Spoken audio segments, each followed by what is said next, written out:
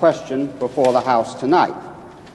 Mr. Netanyahu, is the issue of self-determination the core of the conflict in the Middle East?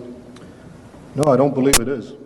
The real core of the conflict is the unfortunate Arab refusal to accept the State of Israel. And I think, as was mentioned earlier, for 20 years the Arabs had both the West Bank and the Gaza Strip. And if self-determination were, as they now say, the core of the conflict, they could have easily established a Palestinian state then, but they didn't. When did the issue arise then? Well, for 20 years, we didn't hear a word about self-determination. And in fact, what we did hear, those of us living in the Middle East, was about driving the Jews into the sea. Now, after 1967, under the leadership of the PLO, the hardline strategy shifted to adopting a moderate, dressed-up slogan, which now talked in terms of first a secular democratic state and then replaced it with Palestinian self-determination. But what this really means, contrary to what Mr. Aruri said, about 1977 being a changed year in the PLO's objectives, let me quote you what the PLO Information Office said in a Dutch paper in 1977, in May 5th. 77? May 5th, 1977, yes. The statement was very simple. Our objective remains the destruction of the Zionist state of Israel. So let's keep in mind that what we're talking about here is not the attempt to build a state, but to destroy one. Do the Palestinians have a right to a separate state? Well, Mr. Ajami has been talking about human rights. well, I think that no, I don't think they do, but I think that it's quite instructive that the Palestinians who are invoking the right of self-determination, which is an attribute for separate nations, themselves are the ones who define themselves as part of the Arab nation. Now, no one is denying that there are Palestinian Arabs. There's a very distinguished Palestinian Arab sitting right next to me. But the Palestinians themselves, in the Palestinian National Covenant, the very first article, say that the people of Palestine, quote, are part of the Arab nation. Well, let's look at the Arab nation. It has 21 states, an area roughly the size of the United States, and 1/6 of the entire world's wealth. Now, add to that the fact that there already exists a Palestinian state, and that is Jordan, 60% of whose population is Palestinian. I think it's quite interesting that Yasser Arafat and King Hussein, who are bitter enemies, agree on one thing, that Jordan is a Palestinian state. So what we're talking about is a demand for a 22nd Arab state and a second Palestinian state. What should be done with the Palestinians on the West Bank? It's a problem, so what should be done about it, in your opinion?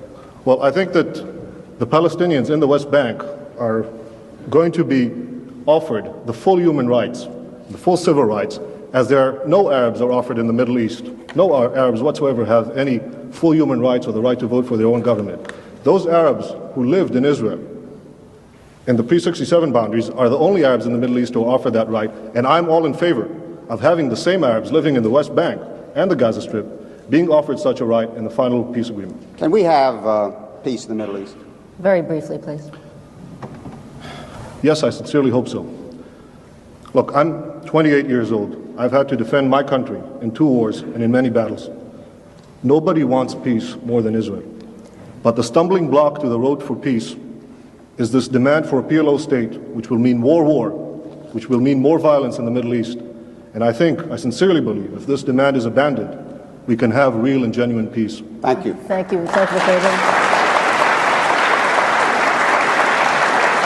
Now we'll go to Mr. Ajami. Mr. Ajami, some questions for Mr. Netanyahu. Mr. Netanyahu, you've told everyone that the Palestinians on the West Bank and the Gaza Strip will enjoy full human rights. Could you tell me how that's compatible with the presence of Israeli forces in their midst?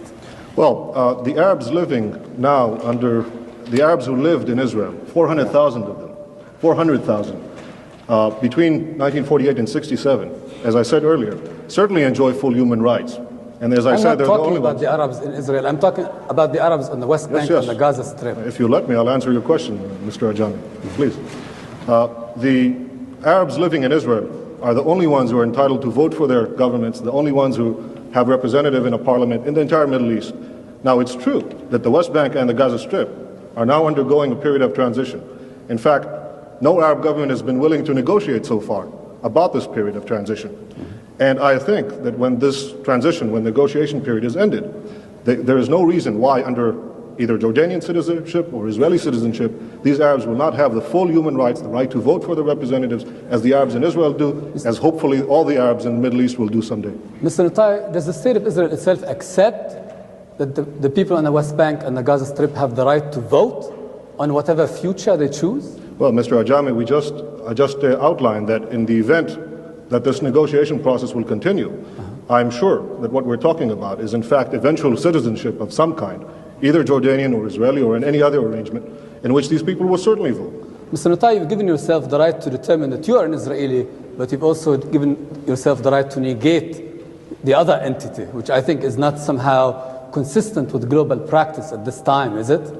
Mr. Ajami, I have never rejected another entity, nor have I ever declared my intent to destroy it, least of all the Palestinian Arabs, who I fervently want to live in peace with. All I'm saying is that it is the Palestinian Arabs themselves, their leaders, Arafat, Muhsin, who Morris Abrams quoted earlier, Farouk Kaddoumi, the number 2 man in the PLO, these are the ones who say they are part of the Arab nation. These are the ones who say they already have a Palestinian state. There is no right to establish a second one on my doorstep, which will threaten my existence. There is no right whatsoever. Okay, Mr. Netanyahu, you seem like a very patriotic Israeli. Does not the fact of Israeli dependence upon the U.S. in order to maintain its occupation on the West Bank and the Gaza, does this not trouble you at all? Mr. Ajami, you asked me as a patriotic Israeli, and I'll answer as someone who has fought in the Middle East. One of the things that I think is unique about Israel, in terms of all America's allies, is that it is perhaps the only one who has taken care of itself so far. And I would think that America, in fact, it's not a one-way street, Israel taking from the United States. Israel is giving the United States an extraordinary bargain in the Middle East. It's the one stable democratic ally which the United States can count on. Mr. Netanyahu, inasmuch as you're a Zionist and are committed to a Jewish state, given the fact that demographic predictions tell us that there will be an Arab majority within the current borders of Israel, does this not challenge the foundations of the very state which you are committed to?